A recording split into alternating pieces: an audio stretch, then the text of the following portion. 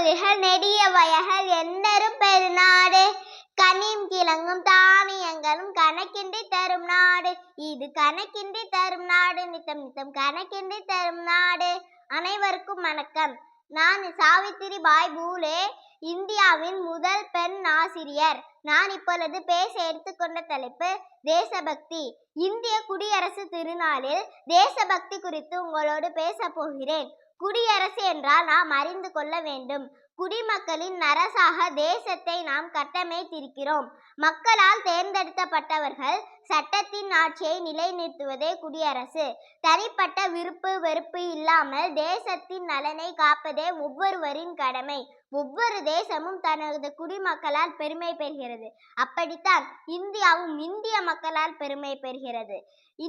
India என்கிற தேசம் பல்வேறு மொழிகள், பல்வேறு இனங்கள் சேர்ந்து வாழும் நிலப்பரப்பு. இந்தியாவின் பெருமை அதுதான். ஒவ்வொரு மொழியும் இந்தியா என்கிற தேசத்தின் அணிகலன். ஒவ்வொரு இனமும் தேசத்தின் பட்டாடை.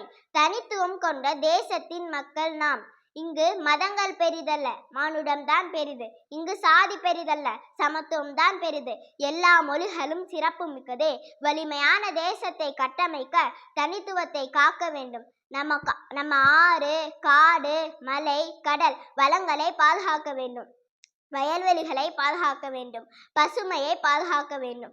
அறிவு வளம் மிக்க அடுத்த தலைமுறையை உருவாக்க வேண்டும். உலகத்தில் தலை சிறந்த அறிஞர்கள் நம் தேசத்தில் இன்னும் இன்னும் உருவாக வேண்டும். பொது சொத்துக்களை பாதுகாக்க வேண்டும். அரசு பள்ளிக்கூடங்களை அடுத்த தலைமுறைக்கு எடுத்து செல்ல வேண்டும். குடிகளின் அரசாக தேசத்தை நாம் கட்டமைத்திருக்கிறோம்.